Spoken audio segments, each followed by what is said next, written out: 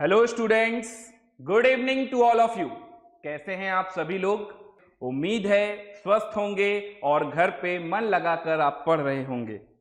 तो आज का अपना पहला लेक्चर है periodic table and periodic properties का। चैप्टर का पूरा नाम classification of elements and periodicity in properties. ये चैप्टर का नाम एनसीईआरटी का है। इसको हम लोग शॉर्ट में पीरियोडिक टेबल या पीरियोडिक प्रॉपर्टीज करके बुलाएंगे। और आज का हम लोग एक बेहतरीन टॉपिक स्टार्ट कर रहे हैं जो कि एक तरीके से इनऑर्गेनिक केमिस्ट्री की बैकबोन है। अभी मैंने आपको एक चैप्टर पढ़ाया था फिजिकल केमिस्ट्री की बैकबोन, और अब मैं आपको पढ़ाना चाह रहा हूं इनऑर्गेनिक केमिस्ट्री की बैकबोन। तो सबसे पहले आपकी बैकबोन को बिल्कुल मजबूत करना पड़ेगा, बिल्कुल स्ट्रॉन्ग करना पड़ेगा, ताकि आप बिल्कुल 11, 12 की तैयारी अच्छे से कर सकें और अपने जेई और नीट के पेपर के लिए आपकी रीढ़ की हड्डी बिल्कुल मजबूत होनी चाहिए। तो स्टार्ट करते हैं अपना आज का lecture number 1 based on the topic periodic properties. चलिए देखते हैं। तो सबसे पहले classification of elements and periodicity in properties में थोड़ा सा इंट्रोडक्शन हो जाए। पीरियोडिक टेबल कितनी बार बनी, पीरियोडिक टेबल के बनने का क्रेडिट किसे देना चाहिए? जैसे हम लोग ज्यादातर सभी लोग हम में से मेंडलीव को ही जानते हैं, लेकिन मेंडलीव ने ये टेबल जो बनाई है ये 18th सेंचुरी में बनाई, जबकि उसके पहले से ही पीरियोडिक टेबल पे बहुत सारा रिसर्च चल रहा था। हाँ, टेबल का फॉर्मेट पहली बार मेंडलीव ने दिया। उससे पहले भी छोटी छोटी टेबल्स करके कई साइंटिस्टों ने टेबल का फॉर्मेट दिया। तो चलिए जरा जल्दी से समझते हैं। Introduction about periodic table. The periodic table is an arrangement of the chemical elements organized on the basis of their atomic number. ये आज की डेट के अकॉर्डिंग मैं बोल रहा हूं। Atomic number, electronic configuration, recurring chemical properties. Elements are presented in order of increasing atomic number. The standard form of the table consists of a grid of rows called period and columns called group.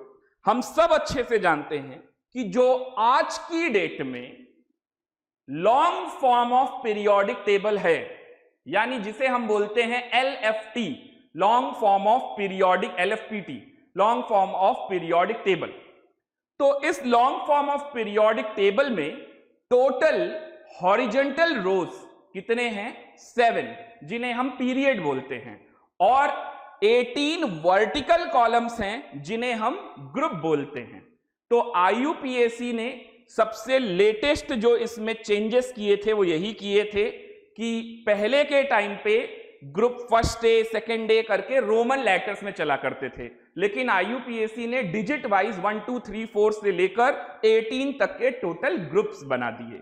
अभी periodic table देखेंगे तो उसमें भी जानेंगे सारी चीजें, कितने groups हैं, कितने रोज हैं, कितने कॉलम हैं, सारी चीजें। ओके, तो ये रहा पीरियोडिक टेबल। ये पीरियोडिक टेबल आपके एनसीईआरटी वाले बुक में भी होगा। ओके, इसका आप स्क्रीनशॉट भी ले सकते हैं। तो पूरी पीरियोडिक टेबल जो लेटेस्ट है अभी तक की, वो पीरियोडिक टेबल ये है। अच्छा, इस पीरियोडिक टेबल में आप देख सकते हैं कि आज की डेट में 118 एलिमेंट्स नोन हैं। आज की डेट में पीरियोडिक टेबल में सिंगल गैप भी नहीं है, यानी कि सारे के सारे एलिमेंट्स फिल हो चुके हैं। अब अगर नए एलिमेंट्स आएंगे तो उनके लिए न्यू पीरियड भी बनाया जाएगा, 8th पीरियड बनाया जाएगा, और फिर उसके अकॉर्डिंग फिल किया जाएगा।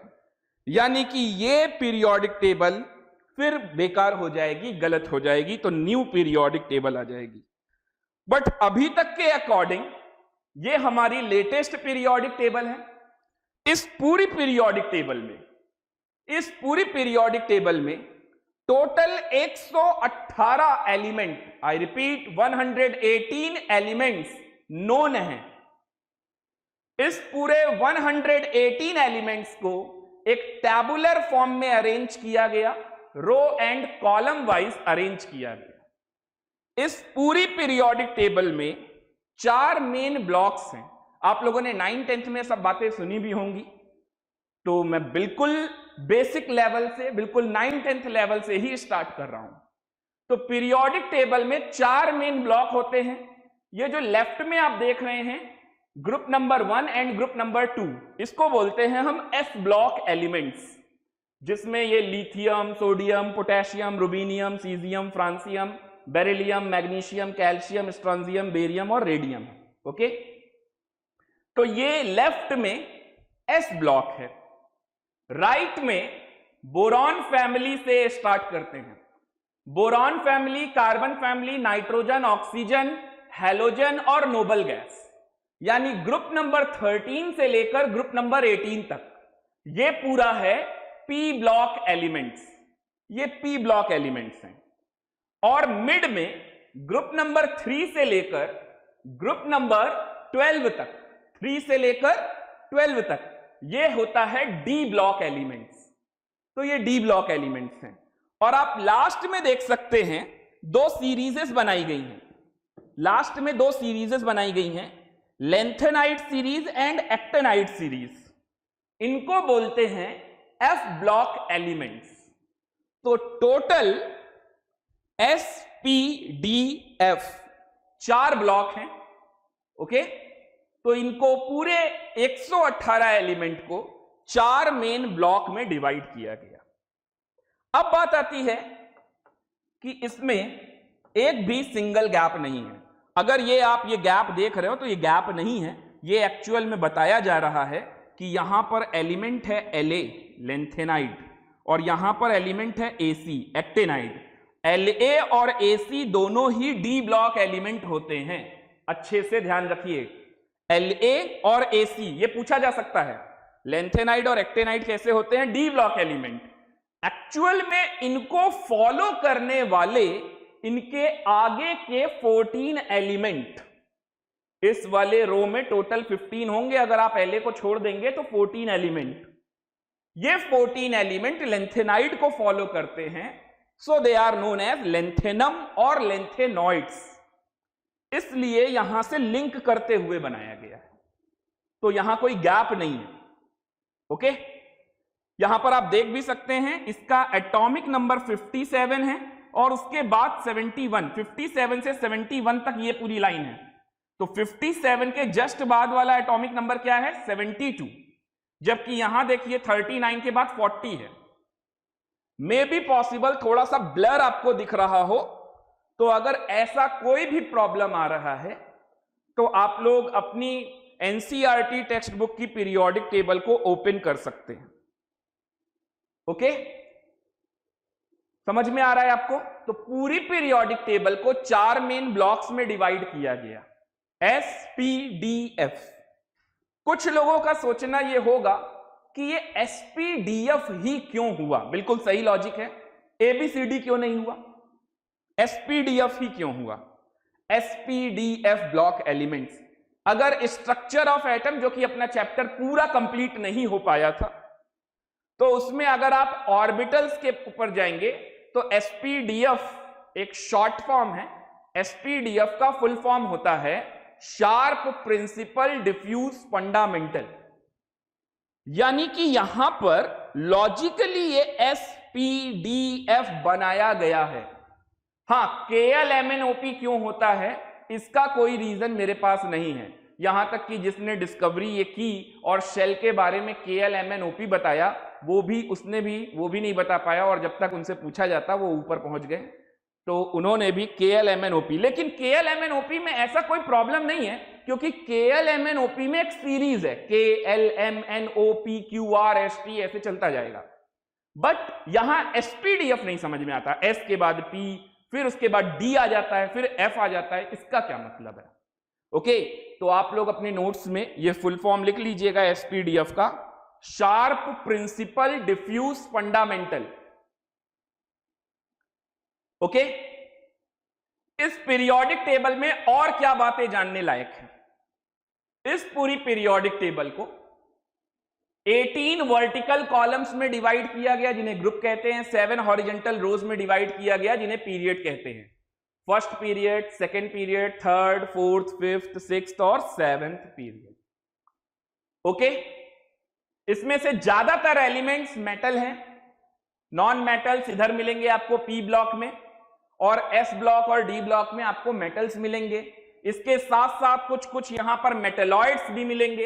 ये जो इस तरीके के आप silicon, germanium, arsenic, antimony, tellurium, polonium ये सब देख रहे हैं, ये सब मेटेलॉइड्स हैं, सेमी मेटल।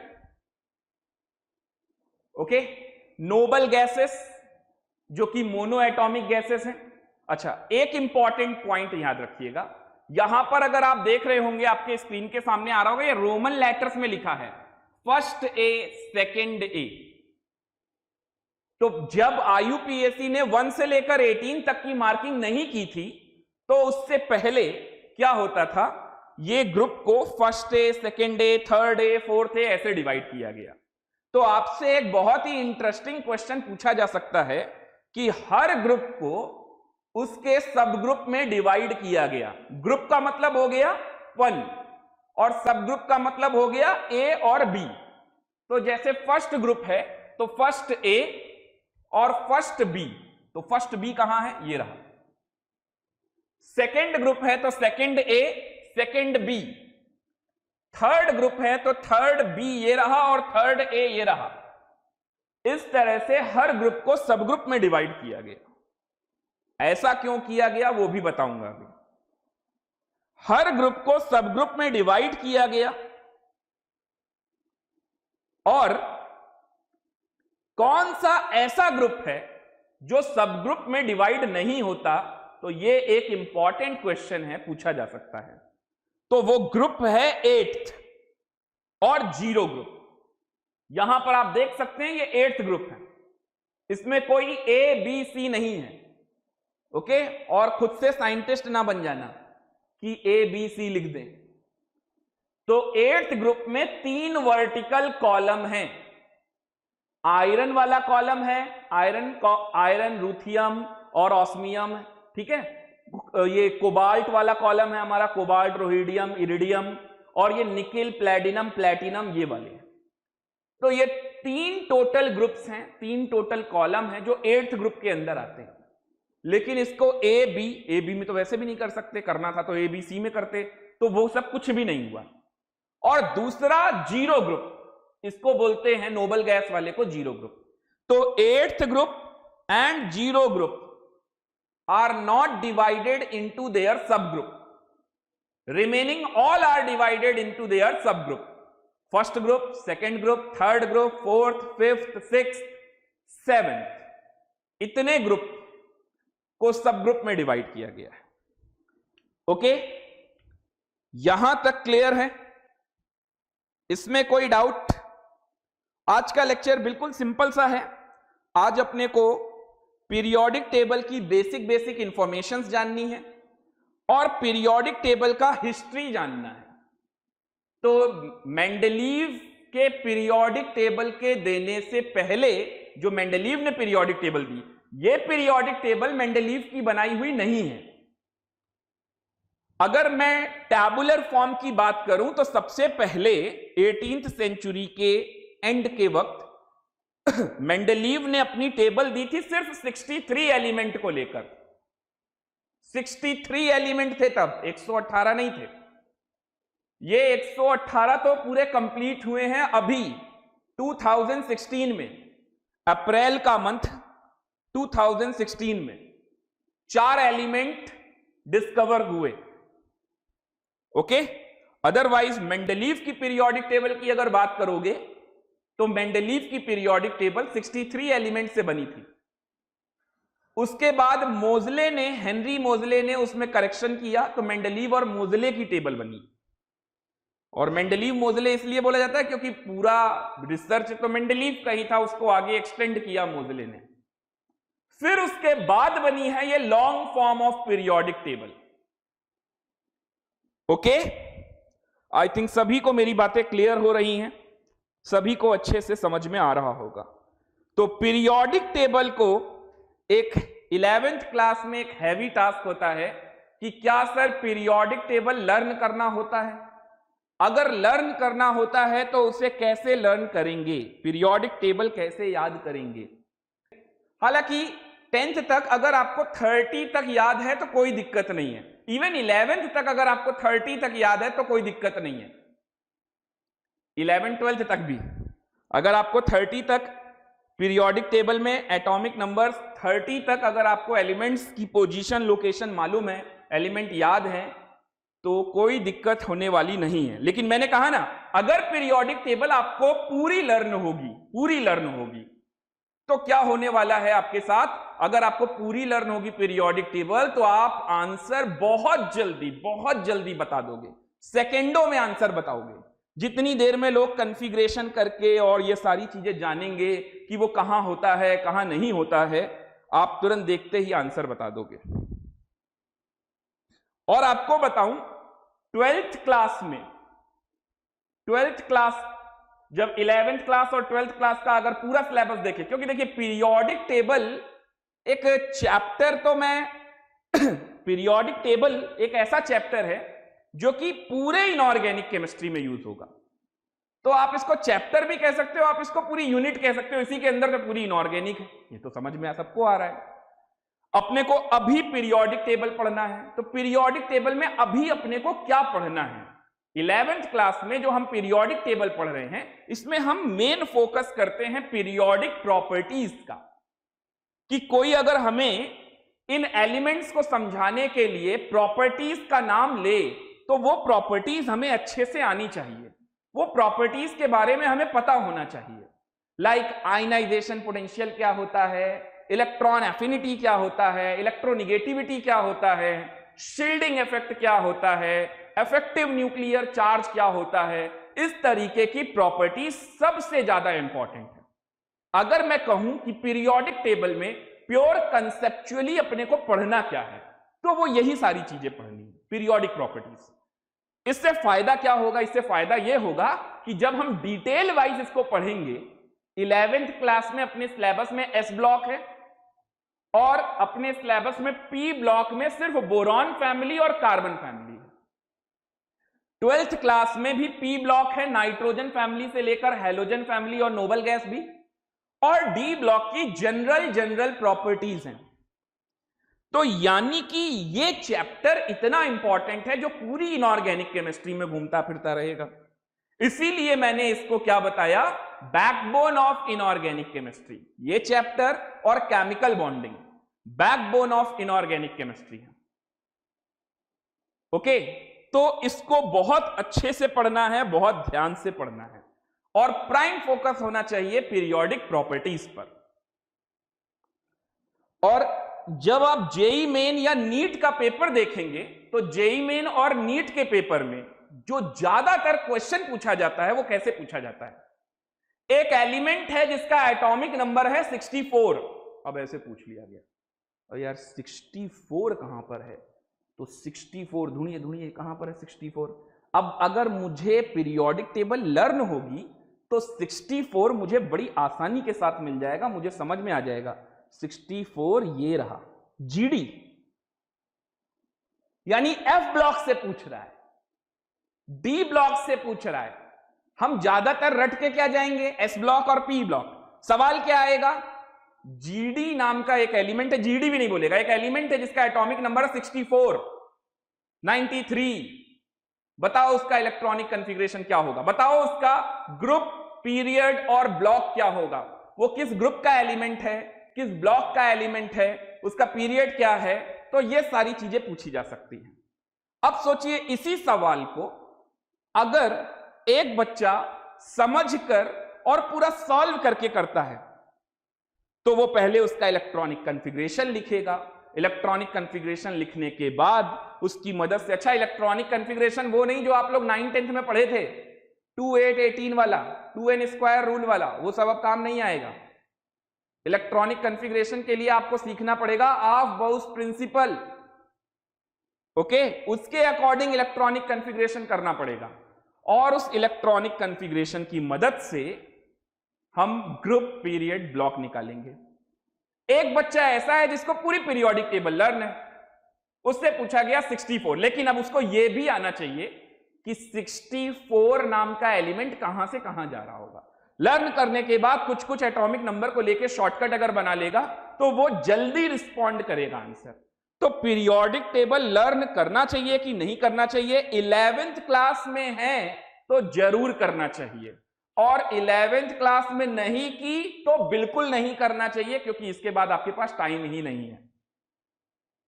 ओके, ये और के नाम याद करना और ये पीरियोडिक टेबल लर्न करना, एलॉय के बारे में जानना, ये छोटी छोटी चीजें, फॉर्मूला क्या होता है, केमिकल फॉर्मूला इसका क्या होता है, केमिकल नेम क्या होता है, कॉमन नेम क्या होता है, ये सब काम अपने को 11th में ही कर लेने चाहिए, क्योंकि 12th में हमारे पास 11th का भी बर्डन होता है, 12th में हमारे पास 12th का भी बर्डन है। तो हमारे पास ये याद वाद करने वाली ट्रिक व्रिक का कोई टाइम नहीं हो पाता है इतना ज्यादा।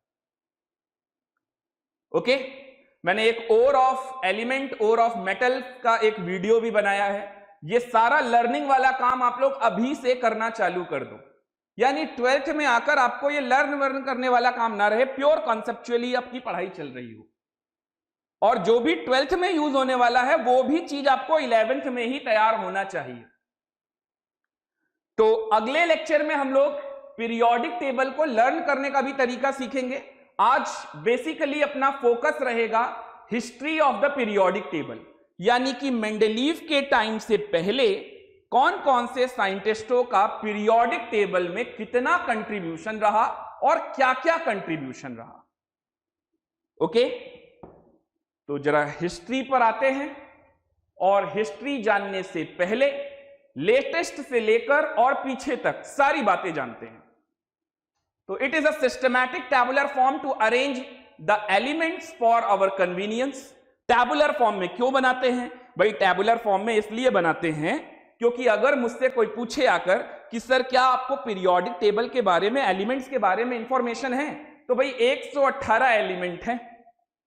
11th और 12th मिलाकर 118 एलिमेंट के बारे में सिर्फ जनरल बातें जाननी है। ग्रेजुएशन में जाकर हर ग्रुप के अंदर के एलिमेंट्स को जानना है। पोस्ट ग्रेजुएशन में इसके आगे भी जाकर एलिमेंट्स को और ज्यादा डीपली एनालाइज करना है और ज्यादा ग्रुप्स को एनालाइज करना है। मैं बताना क्या चाहता हूं आपको, अगर आप एलिमेंट्स को टैबुलर फॉर्म में नहीं पढ़ेंगे तो आपको हर एलिमेंट को बिल्कुल डीप में समझने के लिए कम से कम 1 या 2 साल तो लगेंगे। अब आप सोच लो कि 118 एलिमेंट को पढ़ने के लिए आपको कितना टाइम लगेगा। मे बी 70-80 जब एलिमेंट तक पहुंचे उसके बाद हमें फिर नेक्स्ट अगली बार आना पड़े इस दुनिया में फिर से, है ना, आगे की पीरियोडिक टेबल पढ़ने के लिए। तो टैबुलर फॉर्म में क्या फायदा होने वाला है? टैबुलर फॉर्म में यह फायदा होने वाला है कि जिन एलिमेंट्स की प्रॉपर्टीज सिमिलर हैं, एक दूसरे से मैच करती हैं, उसको हमने एक कॉलम में रख रखा है। जैसे कि lithium, sodium, potassium, rubidium, caesium, इनको एक कॉलम में रख रखा है, यानी कि ये एल्कली मेटल्स में most of the properties in element की सेम होती हैं। यानी आपने एक बार प्रॉपर्टी पढ़ ली तो lithium, sodium, potassium, rubidium, caesium, इन सबकी प्रॉपर्टीज 90% मैं बोल सकता हूं कि सेम होती हैं। तो आपने एक साथ इतने सारे एलिमेंट्स को पढ़ लिया। तो पीरियोडिक टेबल को टैबुलर फॉर्म में रखने से क्या होगा, ये हमारे लिए कन्वीनियंट है। ओके, टिल 18th सेंचुरी तक हमारे पास 33 एलिमेंट्स थे। 33 एलिमेंट्स वर नोन, लेकिन आज की डेट में हमारे पास 118 एलिमेंट्स हैं।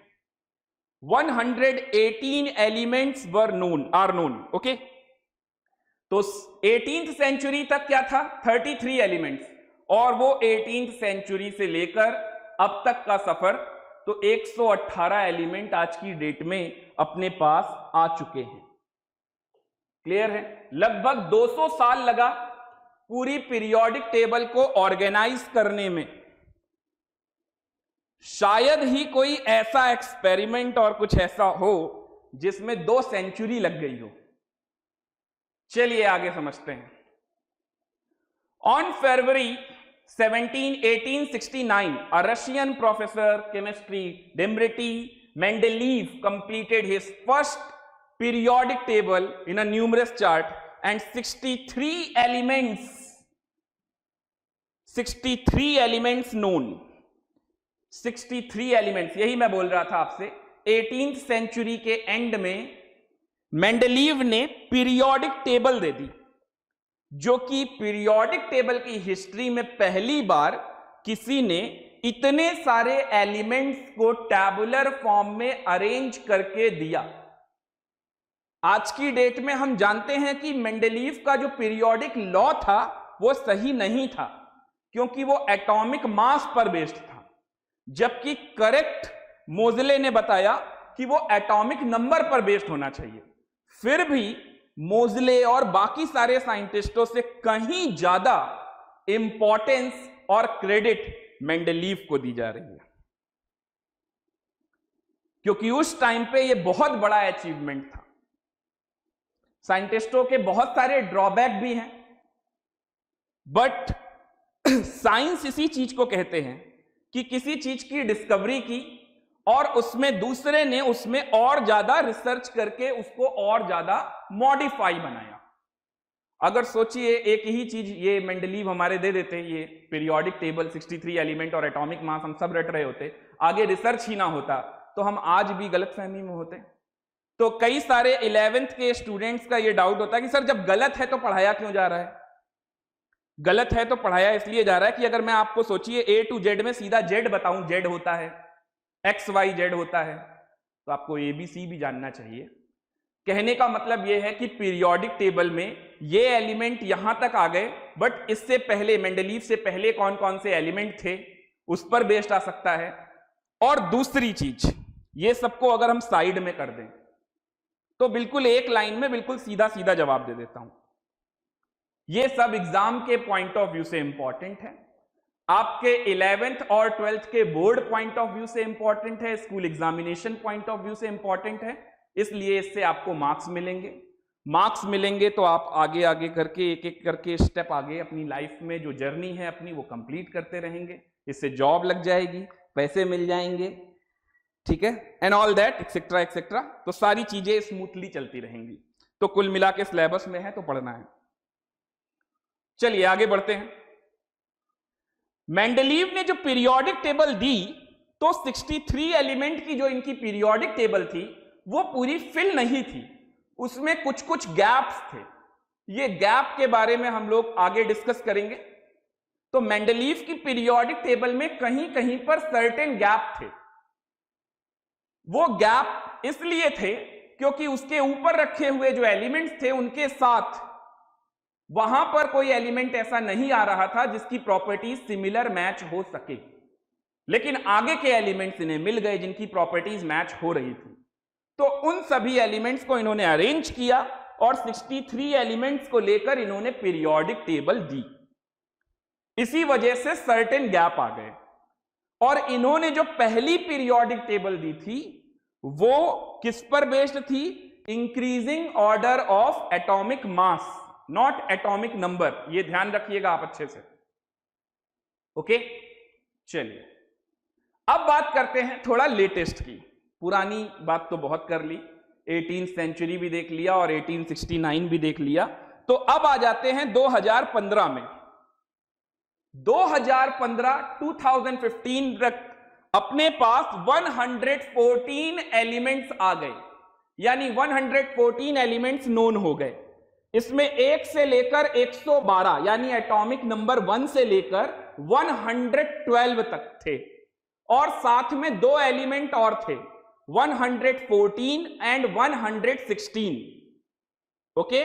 यानी till 2015 we have 114 elements।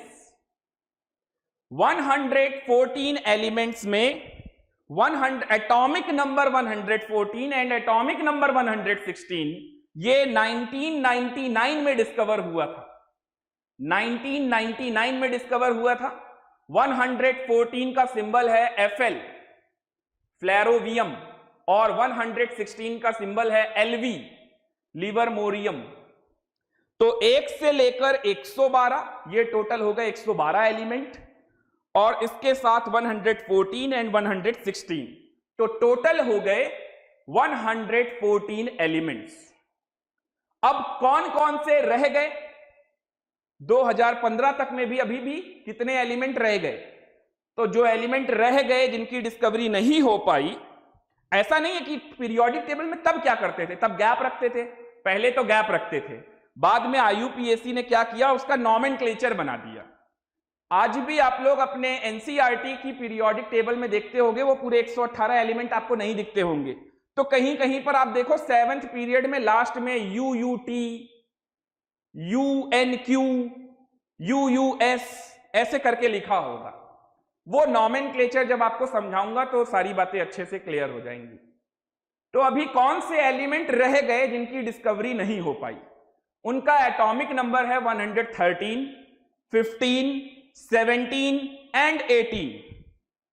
113, 115, 117 and 118, ये चारों एलिमेंट्स अमेरिका, रशिया और जापान के साइंटिस्टों ने मिलकर डिस्कवर किया, और इसको रिपोर्ट किया गया है अप्रैल मंथ में 2016 में, यानी रिसेंटली आप बोल सकते हैं।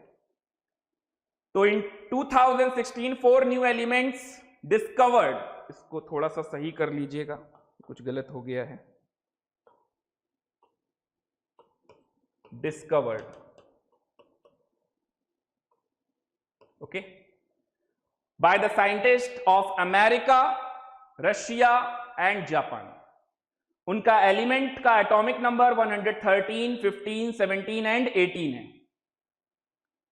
इसका symbol NH, MC, TS and OG है। तो अब लेटेस्ट में यह क्वेश्चन पूछा जा सकता है, इवन नीट में, नीट 2020 में इनको लेकर क्वेश्चन भी बना है। इसी साल नीट 2020 में इसको लेकर क्वेश्चन भी आया है। ओके, तो ये आपके लिए बहुत ज्यादा हेल्पफुल है और बहुत ज्यादा इंफॉर्मेटिव है। आपको ये जरूर अच्छे से लर्न कर लेना चाहिए कि लेटेस्ट में जो 4 एलिमेंट्स आए हैं, ऑल्दो हम लोग पूरे पीरियोडिक टेबल में ऐसे टेक्निक सीखेंगे जिससे किसी भी एलिमेंट का group, position, group, period, block, यानी उसकी पीरियोडिक टेबल में क्या पोजीशन है, ये सारी चीजें जानी जा सके।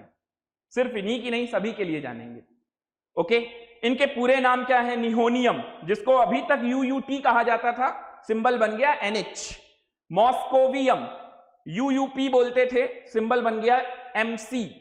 टेनेसिन, UUS बोला जाता था और इसका सिंबल अब है TS। ऑर्गेनिसन, UUO बोला जाता था और इसका सिंबल है OG। अब ये UUT, UUP और UUS ये सब क्या होता है, जब अभी आगे हम लोग पढ़ेंगे nomenclature of the elements having atomic number more than 100, जिनके एटॉमिक नंबर 100 से ज्यादा हैं, क्योंकि उन्हीं का सिंबल नहीं था, उन्हीं के लिए ये IUPAC ने ये टेक्निक के थ्रू बनाया जा रहा है कि किसके नाम के आगे UUT लगेगा, किसके नाम के आगे UUP लगेगा। ओके, इसके लिए आपको थोड़ा सा वेट करना होगा। चलिए आगे बढ़ते हैं। तो historical developments for the classification of elements. Historical developments क्या है? आज का लेक्चर एक बिल्कुल स्टोरी की तरह है, एक कहानी की ही तरह है। तो आज का लेक्चर में थ्योरेटिकल ही है पूरा, ज्यादा से ज्यादा। बट नेक्स्ट लेक्चर में ऐसा नहीं होगा, क्योंकि नेक्स्ट लेक्चर में हम लोग नॉमेनक्लेचर, नेक्स्ट लेक्चर में हम लोग ग्रुप, पोजीशन, ब्लॉक, ये सारी चीजें पढ़ रहे होंगे। तो हिस्ट्री वाला पोर्शन आज ही कंप्लीट कर लेते हैं। तो historical developments for the classification of elements में सबसे पहला मैं स्टार्ट करना चाहूंगा प्राउस्ट हाइपोथेसिस से। प्राउस्ट हाइपोथेसिस, प्राउस्ट हाइपोथेसिस क्या है? एक्चुअल में ये जो साइंटिस्ट हैं प्राउड्स, इनको ऐसा लगता था, हालांकि कुछ कुछ एक्सपेरिमेंट इन्होंने किए भी, तो इनको ऐसा था, क्योंकि ये इनकी हाइपोथेसिस ही बोला जाएगा, क्योंकि इसका इनके पास कोई 100% प्रूफ नहीं है।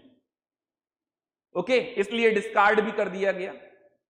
तो इनका हाइपोथेसिस ये क्या था कि जितने भी एलिमेंट्स हैं उन सबकी प्रॉपर्टीज हाइड्रोजन नाम के एलिमेंट की प्रॉपर्टीज का एग्रीगेशन है, उसके मल्टीपल्स में रिप्रेजेंट किया जा रहा है। यही थी इनकी हाइपोथेसिस। ओके, इसको नोट भी कर लीजिएगा या आप स्क्रीनशॉट भी ले सकते हैं। William Prout notice that the atomic weight seem to be a multiple of that of hydrogen. Okay, तो जल्दी से इसको नोट कर लीजिए या स्क्रीनशॉट जो भी लेना है आपको, नोट करना चाहे नोट कर लीजिए, स्क्रीनशॉट लेना चाहे स्क्रीनशॉट ले लीजिए।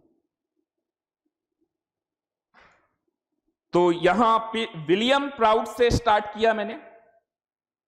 इसके बाद विलियम प्राउट के बाद बात करते हैं लेवोजियर की, पापा ऑफ केमिस्ट्री, है ना। तो लेवोजियर ने अपने टाइम पे, यानी कि ये मेंडेलीव के टाइम से भी पहले की बात हो रही है।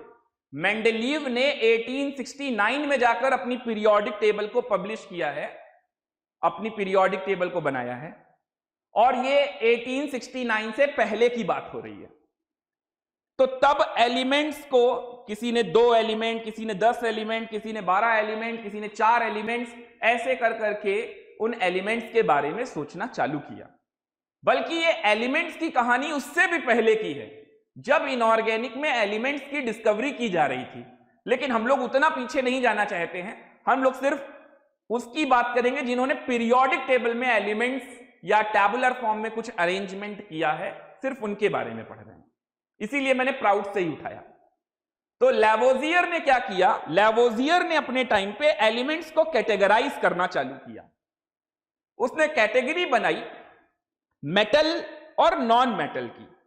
तो मेटल और नॉन मेटल कैटेगरी में एलिमेंट्स को रखना चालू किया, यानी कि वो सभी एलिमेंट्स जिनका नेचर इलेक्ट्रोपॉजिटिव होता है, इलेक्ट्रॉन डोनेट करने की टेंडेंसी रखते हैं, उनको इलेक्ट्रोपॉजिटिव एलिमेंट की टेंडेंसी में रखा, यानी उनको मेटल की कैटेगरी में रखा। और वो सारे एलिमेंट जिनकी टेंडेंसी होती है इलेक्ट्रॉन गेन करने की, तो उनका नेचर कैसा हो गया, इलेक्ट्रोनिगेटिव। तो उन सभी एलिमेंट्स को इन्होंने किस कैटेगरी में रखा, नॉन मेटल की कैटेगरी में। तो इस तरह से इन्होंने एलिमेंट्स को कैटेगराइज करना चालू किया, मेटल एंड नॉन मेटल।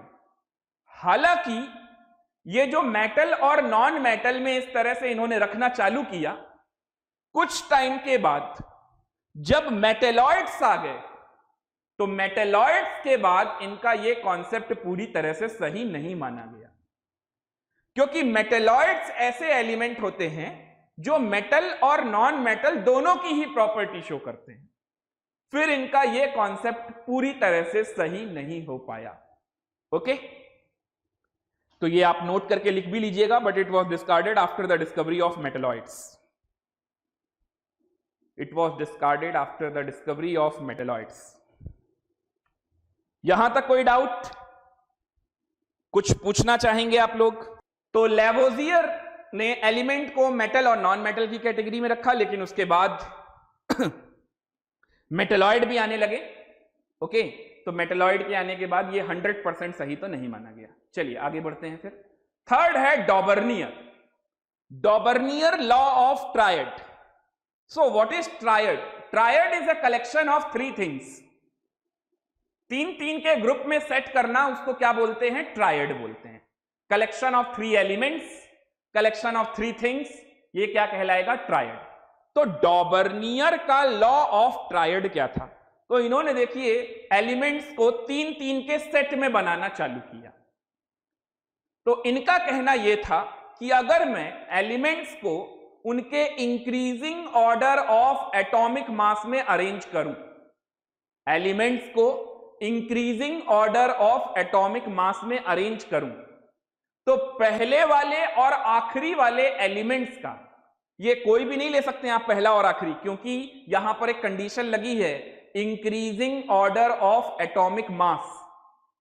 तो पहले और आखिरी वाले एटॉमिक मास का अर्थमेटिक मीन, आई रिपीट, पहले और आखिरी वाले एलिमेंट के एटॉमिक मास का अर्थमेटिक मीन मिडिल वाले के बराबर होगा।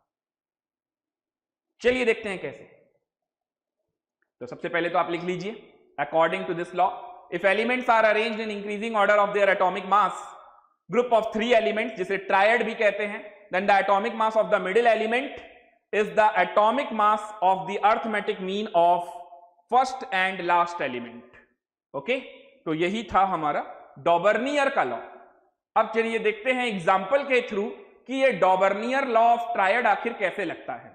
तो डॉबर्नियर लॉ ऑफ ट्रायड में जैसे पहला ले लिया, पहला सेट ले लिया इन्होंने लिथियम, सोडियम और पोटेशियम।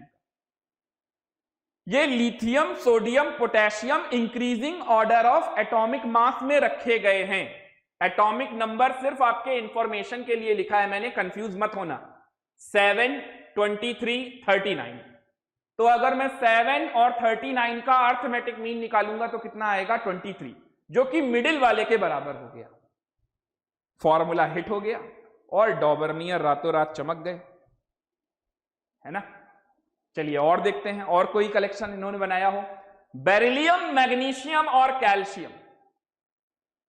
तो ये 9, 24 और 40, तो 40 + 9 49/2 24.5।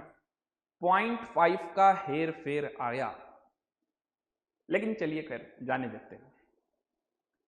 तो इस तरीके से इन्होंने 3 एलिमेंट ट्रायड्स के ग्रुप बनाना चालू किए और पहले और आखिरी वाले के एटॉमिक मास का अर्थमेटिक मीन मिडिल वाले से मैच करने लगा। अब जैसे यहां कहीं कहीं पर 0.5 का हेर फेर आने लगा तो इन्होंने उसको इग्नोर किया और साइंटिस्ट कम्युनिटी ने भी, क्योंकि उस टाइम पे और कोई ऑप्शन नहीं था, क्योंकि यह बात हो रही है मेंडलीव के पीरियोडिक टेबल देने से भी पहले की बात, तो उस चीज को भी इग्नोर किया गया। लेकिन इनका यह कॉन्सेप्ट बाद में डिस्कार्ड कर दिया गया, क्योंकि जैसे जैसे और नए नए एलिमेंट्स की डिस्कवरी होती गई और इन्होंने ट्रायड का कंसेप्ट लेकर आए, तो अब 0.5 का डिफरेंस नहीं आ रहा है। जैसे देखिए फ्लोरीन, क्लोरीन, ब्रोमीन, इसको भी इन्होंने ट्रायड में बनाया क्योंकि इसकी प्रॉपर्टीज सिमिलर है, मैच करती हैं।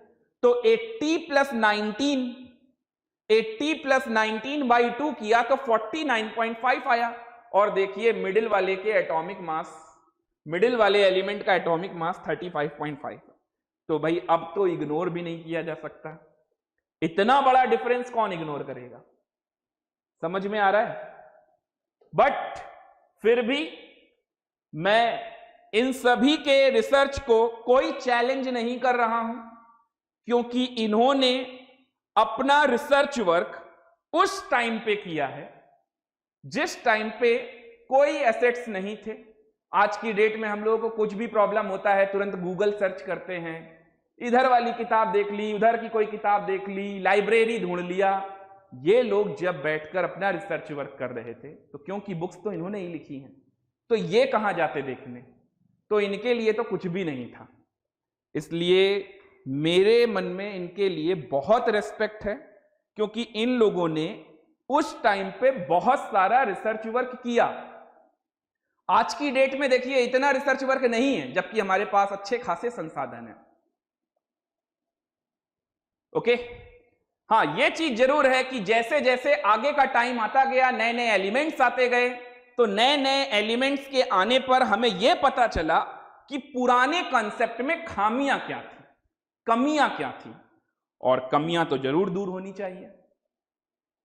चलिए एक और एक्सेप्शन देखते हैं। आयरन, कोबाल्ट और निकिल, इनकी भी प्रॉपर्टीज सिमिलर है।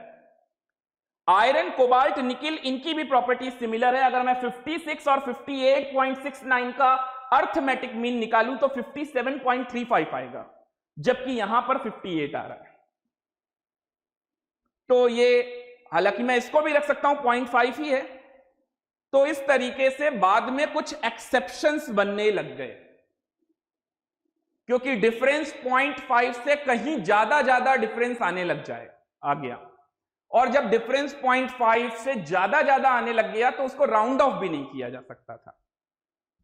इसलिए यह कंसेप्ट डिस्कार्ड हुआ और इसके आगे नया कंसेप्ट आ गया। चलिए आगे बढ़ते हैं। टेलुरिक हेलिक्स। टेलुरिक हेलिक्स एक कंसेप्ट है, साइंटिस्ट का नाम नहीं है। साइंटिस्ट का नाम है, फ्रेंच जियोलॉजिस्ट थे, नाम बड़े अजीब हैं, AEBD शान कोटवा, ये इनका नाम है, फ्रेंच नाम है। तो इन्होंने 1862 में एलिमेंट्स को अरेंज किया था, और उस टाइम पे 1862 में इन्होंने जो एलिमेंट्स को अरेंज किया है, टेबल बनाई है, वो बिल्कुल नए तरीके का था, एक इनोवेटिव वे था एलिमेंट्स को रिप्रेजेंट करने का। इन्होंने एक्चुअल में सिलेंड्रिकल फॉर्म में एलिमेंट्स को इंक्रीजिंग ऑर्डर ऑफ एटॉमिक मास में अरेंज किया। एलिमेंट्स को उनके इंक्रीजिंग ऑर्डर ऑफ एटॉमिक मास पर बेस्ड था, और वो सिलेंड्रिकल फॉर्म में अरेंज था। वो सिलेंड्रिकल फॉर्म में अरेंजमेंट कैसा होता है आप भी देखिए, ये देखते हैं। तो ये म्यूजियम में, फॉरेन के किसी म्यूजियम में इस तरीके से लगा भी हुआ है। तो ये सिलेंड्रिकल फॉर्म में ये एलिमेंट्स को अरेंज किया जा रहा है। अब देख सकते हैं आप, लिथियम, बेरिलियम, बोरॉन, कार्बन, ये इंक्रीजिंग ऑर्डर ऑफ एटॉमिक मास में चल रहा है। और जब ये सिलेंड्रिकल, जब ये रोल करेंगे तो इसमें ये इस तरीके से लिथियम, बेरिलियम, बोरॉन, कार्बन ये लिखा हुआ है। तो ये ऑक्सीजन आएगा लास्ट, और ऑक्सीजन के बाद ये फिर से रिपीट करेगा प्रॉपर्टी। तो देखिए, lithium, beryllium, boron, carbon, nitrogen, oxygen, और उसी ऑक्सीजन के बाद से फिर से नया चालू हो जाएगा, नया रोल डायगोनली में आ जाएगा, नए एलिमेंट का सीरीज आ जाएगा, सोडियम, मैग्नीशियम, एल्यूमिनियम, सिलिकॉन। इधर से कम समझ में आया क्योंकि 3D फिगर है, तो ये मैं इधर से नहीं बता पा रहा हूं, तो इधर से इसीलिए चार्ट के थ्रू बता सकता हूं आपको। तो lithium, beryllium, boron, carbon, nitrogen, oxygen, ये रोल होता हुआ ऑक्सीजन के बाद फिर से ये दूसरे डायगोनल में यहां से आ गया सोडियम, मैग्नीशियम। तो अब देखने को क्या मिला, वो रिसर्च पेपर भी है इनका जो इन्होंने सबमिट किया था, बट उसमें आपको उसका रेजोल्यूशन बहुत अच्छा नहीं समझ में आएगा, इसलिए मैं आपको सिर्फ बता ही देता हूं सिंपल। उसमें इन्होंने जो सबमिट किया वो ये किया कि जो एलिमेंट्स हैं वो एक सर्टेन इंटरवल ऑफ टाइम के बाद जिनकी सिमिलर प्रॉपर्टीज हैं वो मैच करते हैं, जैसे कि ऑक्सीजन और सल्फर, ऑक्सीजन और सल्फर, जैसे कि लिथियम और सोडियम, बेरिलियम और मैग्नीशियम। इस तरह से एलिमेंट एक रेगुलर इंटरवल ऑफ टाइम के बाद, ये आप देख सकते हैं, एक रेगुलर इंटरवल ऑफ टाइम के बाद सिमिलर प्रॉपर्टीज शो करने वाले एलिमेंट रिपीट हो रहे हैं। ओके, तो यही था टेलुरिक हेलिक्स का cylindrical form of periodic table. लेकिन ये पूरी पीरियोडिक टेबल नहीं थी, क्योंकि ये ऐसा कुछ ही एलिमेंट्स में कर पाए। अब जैसे जैसे रिसर्च आगे बढ़ता गया, क्योंकि ये काम सिर्फ यही तो कर नहीं रहे थे, साइंटिस्ट कम्युनिटी में बहुत सारे केमिस्ट्री में साइंटिस्ट ऐसे थे जो पीरियोडिक टेबल के ऊपर दिन रात अपने रिसर्च में लगे थे कि पहले मैं पीरियोडिक टेबल पब्लिश करा सकूं। इनमें भी रेस चल रही थी। तो जैसे जैसे न्यू एलिमेंट डिस्कवर होना चालू हुए, उनका एटॉमिक मास इनके कहीं बीच में आने लग गया। अब इन सबको मेंडलीव तक, पीछे के जितने भी थे साइंटिस्ट, ये सब एटॉमिक मास में ही अरेंज करते थे। तो अगर ये एटॉमिक मास में अरेंज कर रहे हैं और उसका एटॉमिक मास कहीं मिड में लाई कर रहा है, तो उस एलिमेंट को रखेंगे, और उस एलिमेंट को रखेंगे तो वो पीरियोडिसिटी गड़बड़ाएगी, यानी एक certain regular interval of time के बाद वो एलिमेंट एक दूसरे से मैच नहीं करेंगे। जिस कॉन्सेप्ट को ये लेकर आए वो फिर आगे चलकर फेल होने लग गया, जब आगे रिसर्च पर नए नए एलिमेंट्स और आने लग गए। तो इस तरीके से ये टेलुरिक हेलिक्स कॉन्सेप्ट भी कुछ ही दिन रहा या कुछ ही साल रहा। ओके, चलिए आगे बढ़ते हैं। 5th नंबर पर है Newland law of octave. Newland law of octave, इन्होंने भी एक यूनिक कंसेप्ट बताया। वो कंसेप्ट था कि अगर एलिमेंट्स को इंक्रीजिंग ऑर्डर ऑफ एटॉमिक मास में अरेंज किया जाए, एलिमेंट्स को इंक्रीजिंग ऑर्डर ऑफ एटॉमिक मास पर अरेंज किया जाए, और किस पर अरेंज किया जाए? On the basis of 7 musical note, then the 8th element is the repetition of first one, just like सारे गामा पाधा नी के बाद क्या आता है? सा। जैसे सारे गामा पाधा नी के बाद सा आता है, तो 8th म्यूजिकल नोड होता ही नहीं है, वो फर्स्ट का रिपीटिशन होता है। वैसे ही इन्होंने कहा कि अगर मैं एलिमेंट्स को इंक्रीजिंग ऑर्डर ऑफ एटॉमिक मास में अरेंज करूंगा तो जो 8वां एलिमेंट आएगा, हर 8वां एलिमेंट पहले वाले का रिपीटिशन इस तरीके से चलता जाएगा। हर 8वां एलिमेंट किसी ना किसी एलिमेंट को क्या करेगा, रिपीट करेगा। और रिपीट करेगा का मतलब हो गया कि उनकी प्रॉपर्टीज सिमिलर हैं। ये बात याद रखिएगा अच्छे से, मैं हर जगह सिमिलर ये वर्ड का यूज कर रहा हूं, सेम वर्ड का यूज नहीं कर रहा हूं, क्योंकि आज की ही डेट में अगर मैं पीरियोडिक टेबल में बात करूं तो हर एलिमेंट की, हर ग्रुप में रखे हुए सभी एलिमेंट की periodic properties, physical chemical properties 100% same नहीं है। कोई मेटल है, कोई नॉन मेटल है, कोई मेटलॉइड है, कोई रेडियो एक्टिव है। अगर मेटल ही है तो भी प्रॉपर्टीज सेम नहीं है, तो मैं कैसे कह दूं कि सेम है? तो ये वर्ड ध्यान रखिएगा, सिमिलर है, सेम नहीं है। ओके, नोट कर लीजिए जल्दी से। तो अगर मैं 7 म्यूजिकल नोट उठाऊं, सारे गामा पाधा नी, और उसके अकॉर्डिंग मैं एलिमेंट्स को इंक्रीजिंग ऑर्डर ऑफ एटॉमिक मास में अरेंज करूं तो 8th एलिमेंट पहले वाले का रिपीटिशन। तो lithium, beryllium, boron, carbon, nitrogen, oxygen, fluorine, और फिर से आ गया सोडियम। नोबल गैसेस की डिस्कवरी उस टाइम पे नहीं थी। ओके, यहां हाइड्रोजन आप चाहें तो जरूर नोट कर सकते हैं अलग से, लेकिन क्योंकि हाइड्रोजन की पोजीशन श्योर नहीं है, even long form of periodic table का आज का भी ये ड्रॉबैक है। और ड्रॉबैक नहीं, एक्चुअल में हमारे पास लॉजिक बहुत सारे हैं कि हाइड्रोजन की प्रॉपर्टीज एल्कली मेटल से भी मैच करती है और हैलोजन से भी मैच करती है, तो उसकी पोजीशन सर्टेन नहीं है। ओके, इसको कुछ लोग रटाते हैं एक्सेप्शन नाम बोल के, इसीलिए तो सब्जेक्ट बदनाम है। तो लिथियम, सोडियम, पोटेशियम एक रेगुलर इंटरवल ऑफ टाइम के बाद रिपीट कर रहे हैं। इसका मतलब इनकी प्रॉपर्टीज क्या होने वाली है, इनकी प्रॉपर्टीज सिमिलर होगी, एक जैसी होगी, ज्यादातर प्रॉपर्टीज। इसी तरह से देख लीजिए, बेरिलियम, मैग्नीशियम, कैल्शियम की प्रॉपर्टीज सिमिलर होगी। अच्छा, अभी तक अगर मैं ध्यान से देखूं तो 8 एलिमेंट का गैप आ रहा है, यानी लिथियम और सोडियम में कितने एलिमेंट का गैप है? 8 एलिमेंट के गैप के बाद ये आ रहा है। ओके, यानी यहां से अगर मैं गिनूं तो 8वां एलिमेंट कौन सा पड़ेगा? फिर ये सोडियम, फिर इसके बाद 8वां एलिमेंट कौन सा पड़ेगा? पोटेशियम। ओके, इसी तरह से बेरिलियम से। तो अभी तो 8 का गैप है, 7 म्यूजिकल नोड है तो उसको भी गिनना है, तो 8 इस हिसाब से हो जाएगा। लेकिन जस्ट कैल्शियम के बाद प्रॉब्लम आना चालू हो जाएगी। क्यों प्रॉब्लम आना चालू हो जाएगी? क्योंकि हम सब अच्छे से जानते हैं कि अगर कैल्शियम का एटॉमिक नंबर 20 होता है और इसके आगे डी ब्लॉक के एलिमेंट आगे होंगे, और जब डी ब्लॉक के एलिमेंट आगे होंगे तो इनसे तो मैच करेंगे नहीं, तो जाहिर सी बात है कि उसको कहां रखेंगे? पहला ड्रॉबैक, पहला प्रॉब्लम तो ये हो गया।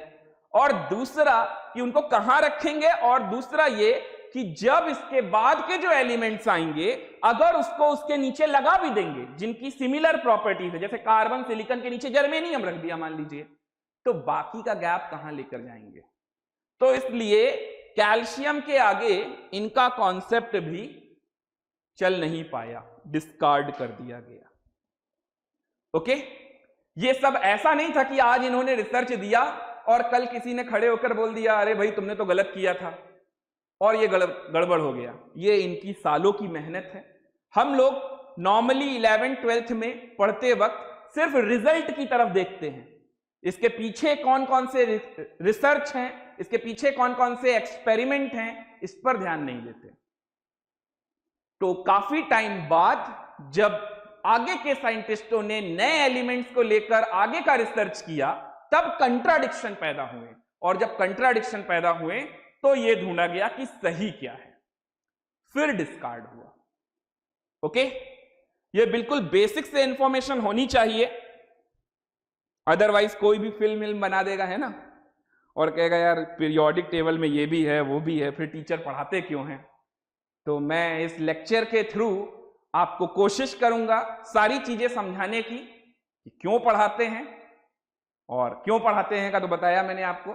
इससे मार्क्स मिल जाते हैं, जेईई में सिलेक्शन हो जाता है, एक अच्छा इंजीनियरिंग कॉलेज और मेडिकल कॉलेज मिल जाता है।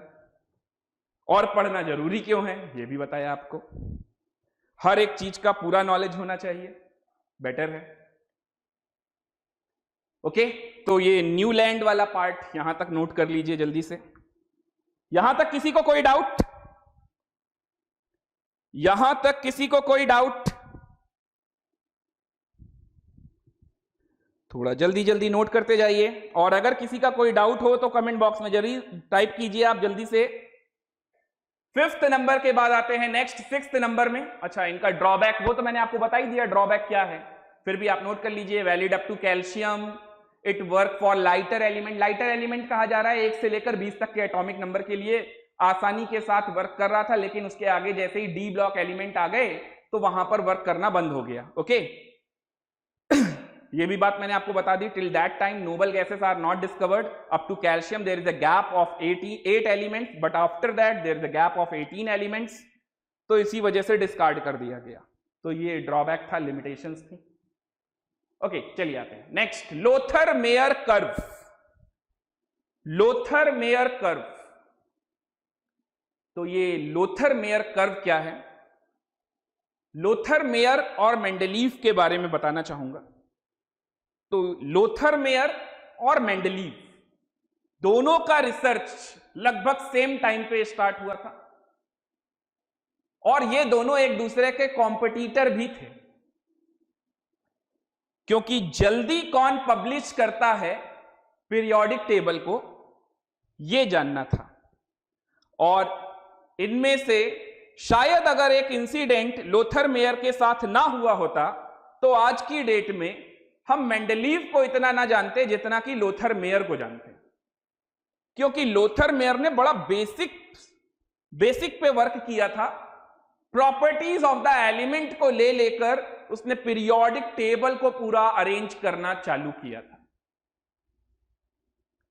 बट उन्होंने अपने किसी कलीग को अपना रिसर्च वर्क पूरा दिया और उनसे वो रिसर्च वर्क खो गया, जिस वजह से जिस टाइम पे लोथर मेयर को पीरियोडिक टेबल जो बनाई थी उन्होंने पब्लिश होना चाहिए था वो नहीं हो पाई, और टाइम का फायदा उठाते हुए मेंडलीव ने अपनी पीरियोडिक टेबल पब्लिश करा दी।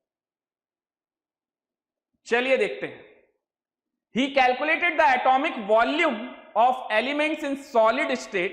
एटॉमिक वॉल्यूम को कैलकुलेट किया, फिर एलिमेंट्स की प्रॉपर्टीज पे वर्क किया, इसलिए थोड़ा टाइम भी लग रहा था। बट लोथर मेयर अपना काम बहुत ही फास्ट कर रहे थे। हालांकि ऐसा नहीं कहा जा सकता कि मेंडलीव ने उनके मुकाबले कुछ नहीं किया। मेंडलीव ने अपने एरिया में बहुत सारा काम किया, और 63 एलिमेंट को अरेंज करना कोई मामूली बात नहीं है। अगर हम प्लॉट करें एटॉमिक वॉल्यूम को और एटॉमिक मास को, तो हम लोथर मेयर कर्व में सिमिलर प्रॉपर्टीज कैसे मैच होती हैं ये चीजों को ऑब्जर्व कर पाएंगे। तो इसको जल्दी से नोट कर लीजिए और स्टार्ट करते हैं हम लोग लोथर मेयर कर्व। तो ये लोथर मेयर कर्व से अपने को पीरियोडिक प्रॉपर्टीज का आइडिया कैसे लगने वाला है, चलिए वो देखते हैं। तो ये है लोथर मेयर कर्व। कॉन्सेप्ट अभी भी इन सभी का वही गलत कॉन्सेप्ट को लेकर सब आगे चल रहे हैं, इसीलिए एक के बाद एक इतने सारे लोग फेल होते जा रहे हैं। ऐसा ही कुछ मैंने आपको स्ट्रक्चर ऑफ एटम में भी बताया था।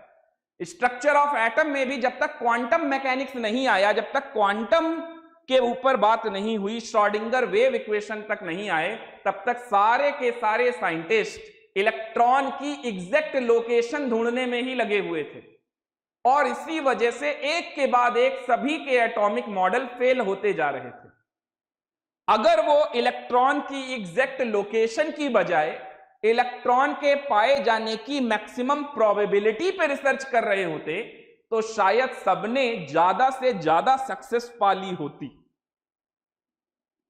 यही हाल कुछ इधर भी है कि हर साइंटिस्ट एलिमेंट्स को अरेंज कर रहा है इंक्रीजिंग ऑर्डर ऑफ एटॉमिक मास पर बेस्ड। तो इन्होंने भी एटॉमिक मास और एटॉमिक वॉल्यूम को लेकर एक कर्व बनाया। ये कर्व कुछ इस तरीके का था। ये फाइनल रिजल्ट है जो कि इन्होंने हर एलिमेंट्स, ये जितने एलिमेंट आपको बोर्ड पे दिख रहे हैं, ये सभी एलिमेंट्स को लेकर रिसर्च वर्क है। यहां पर हीलियम और ये नोबल गैसेस को अलग से जोड़कर ये ग्राफ बनाया गया, बट जिस टाइम पे लोथर मेयर का रिसर्च था उस टाइम पे ये नोबल गैसेस के बारे में नहीं जानते थे कोई, यानी इसमें नए चेंजेस किए गए हैं, वो ग्राफ मैं दिखा रहा हूं, ओरिजिनल ग्राफ नहीं। तो जो प्रॉपर्टीज के बारे में ये डिस्कस करना चाहते थे वो ये थी कि अगर मैं एटॉमिक वॉल्यूम और एटॉमिक मास को अरेंज करूं, इंक्रीजिंग ऑर्डर ऑफ एटॉमिक मास में एलिमेंट को अरेंज करूं, तो एक सर्टेन इंटरवल ऑफ टाइम के बाद सिमिलर प्रॉपर्टीज शो करने वाले एलिमेंट रिपीट होंगे। जैसे कि अगर मैं इतना हिस्सा इस कर्व का गायब करूं तो मुझे ये लिथियम मिलेगा, फिर ऊपर देखिए पीक पर मुझे सोडियम मिलेगा, फिर ऊपर पीक पे देखिए मुझे पोटेशियम मिलेगा, रुबीनियम मिलेगा।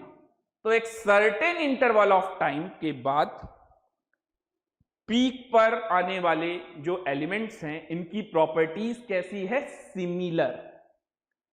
अगर उसी एल्कली मेटल के जस्ट नीचे देखूं मैं तो मुझे बेरिलियम यानी एल्कलाइन अर्थ मेटल का एलिमेंट मिलेगा। तो यहां पर भी सोडियम के नीचे मैग्नीशियम मिलेगा, तो यहां पर भी पोटेशियम के नीचे कैल्शियम मिलेगा, और यहां पर भी रुबीनियम के नीचे स्ट्रॉन्जियम मिलेगा। तो इस तरीके से सेम सिमिलर प्रॉपर्टीज शो करने वाले एलिमेंट्स, सेम नहीं बोलूंगा, सिमिलर प्रॉपर्टीज शो करने वाले एलिमेंट्स एक सर्टेन, एक रेगुलर इंटरवल ऑफ टाइम के बाद अपनी पोजीशन पे देखने को मिल रहे हैं। ओके, तो यही था लोथर मेयर कर्व। क्लियर है? बट जैसा कि मैंने कहा कि कॉन्सेप्ट का बेस ही थोड़ा गड़बड़ चल रहा है, एटॉमिक मास के बेसिस पे अरेंज कर रहे हैं। तो जैसे जैसे आगे न्यू एलिमेंट्स आए, ऐसा नहीं है कि मेंडलीव की पीरियोडिक टेबल में ड्रॉबैक नहीं है, बहुत सारे हैं। तो इन्होंने जो ये कर्व अरेंज किया, जब नए एलिमेंट्स आने लगे और उनको भी इंक्रीजिंग ऑर्डर ऑफ एटॉमिक मास में अरेंजमेंट मिलने लगा, तो फिर ये रेगुलर इंटरवल वाली टाइम की बात ये गड़बड़ होने लगी। चलिए आगे बढ़ते हैं। तो इससे हमने क्या सीखा? Similar elements occupying similar position in the curve, alkali metal occupying crest यानी top position of the curve, alkaline earth metal occupying the position in the descending portion of the curve, just alkali metal के नीचे, halogen occupying the position in the ascending portion of the curve। अच्छा, halogen के बारे में बात नहीं की, halogens को जरा देखते हैं, halogen कहां पर हैं। तो halogen के लिए मैं अलग कलर से मार्क कर देता हूं। ये रहा फ्लोरीन, फ्लोरीन के बाद आप देख सकते हैं ये क्लोरीन, क्लोरीन के बाद आप देख सकते हैं ये रहा ब्रोमीन, और इसी के आगे फिर आयोडीन आएगा। तो वो भी अगर हम असेंडिंग में देख रहे हैं इधर, तो इस तरफ पीछे की तरफ हमें हैलोजेंस भी मिलते जा रहे हैं। ओके, तो इतना बड़ा कर्व, इसका तो आप स्क्रीनशॉट रख लीजिए। इसके साथ साथ जो आपके एनसीईआरटी में बना हुआ है, आपको 2-3 पॉइंट देखिए बनाने हैं। इतना बड़ा कर्व आप बना नहीं पाएंगे, आपको दिक्कत आएगी, तो ये रटने वटने की जरूरत नहीं है। आपको बेसिक बातें क्या पता होनी चाहिए? कर्व में पीक पोजीशन पे कौन है? Alkali metal. एल्कली मेटल के नीचे देखेंगे तो कौन से मिलने लगेंगे? Alkaline earth metal. अब आखिरी तक ना बना देना सब, पता चला रेडियो एक्टिव एलिमेंट ये स्ट्रॉन्जियम के आगे रेडियम तक बना दिया, जो डिस्कवर भी नहीं हुआ, वो भी आप लोथर मेयर कर्व में दिखा रहे हैं, है ना। तो इसी तरह से हैलोजन। तो 3 पॉइंट आप ध्यान रखिए, alkali metal, alkaline earth metal और हैलोजन, इनको रिप्रेजेंट कर दीजिएगा बस। ओके, अगर स्कूल लेवल पे आता है तो उसके लिए बताया, और आपको पता भी होना चाहिए ये पॉइंट्स। ओके, तो हेलोजन तक की बात हो गई। Transition metal occupying the position at the bottom of the curve on the basis of curve he concluded that periodic properties are the function of atomic mass बस because atomic volume is a physical property. Atomic volume, atomic mass और density को relate किया था और उनके physical और chemical property पे research किया था। तो ये रिसर्च में इन्होंने कंक्लूजन निकाला कि एटॉमिक मास पर बेस्ड है फिजिकल प्रॉपर्टीज।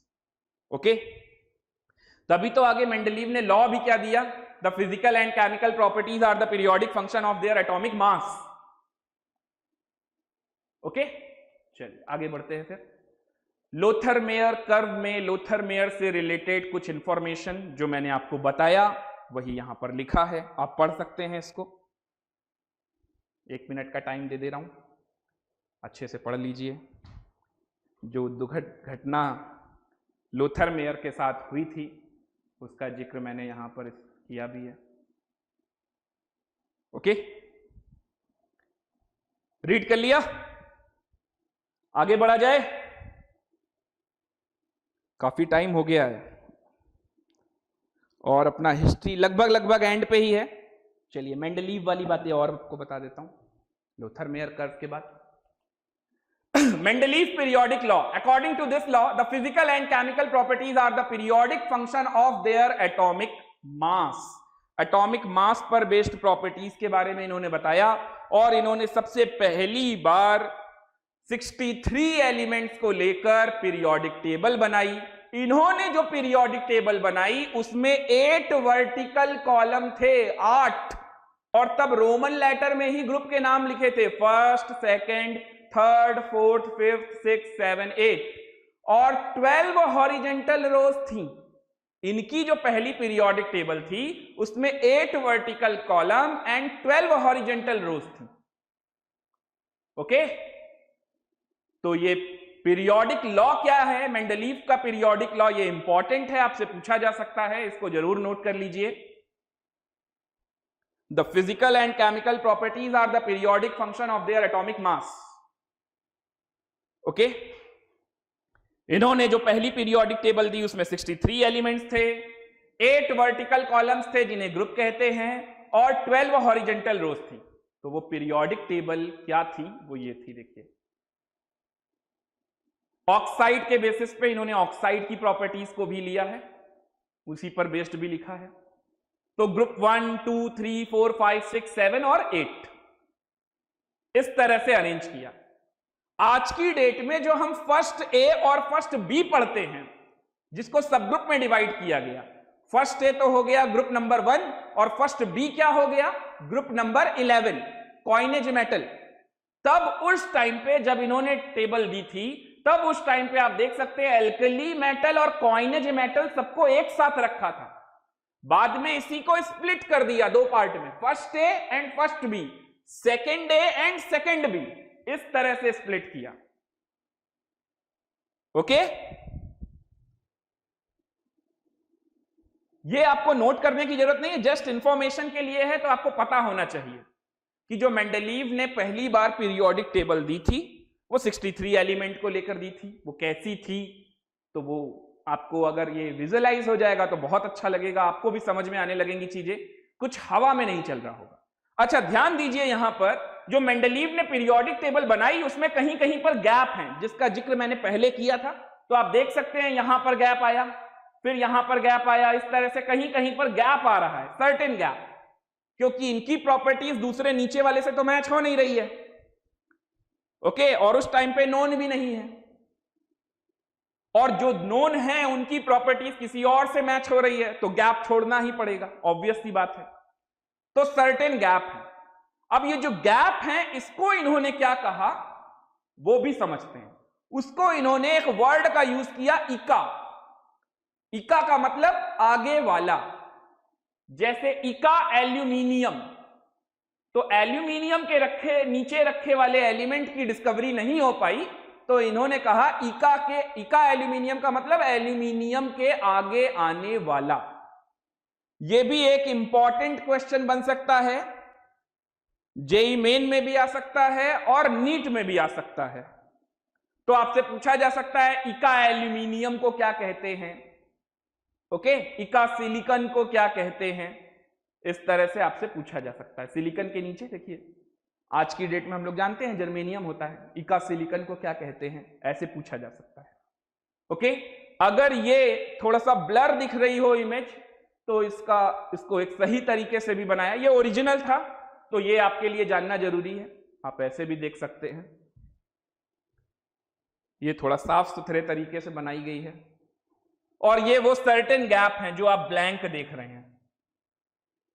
ओके, मेंडलीव की ओरिजिनल पीरियोडिक टेबल में टोटल 8 ग्रुप एंड 12 हॉरिजेंटल रोज। चलिए आगे बढ़ते हैं फिर, ये आपको याद रखना है, इका सिलिकॉन, इका सिलिकॉन किसे कहते हैं, जर्मेनियम को। इका का मतलब क्या है, आगे आने वाला, इका सिलिकॉन, इका एल्यूमिनियम, इका बोरॉन और इका मैंगनीज।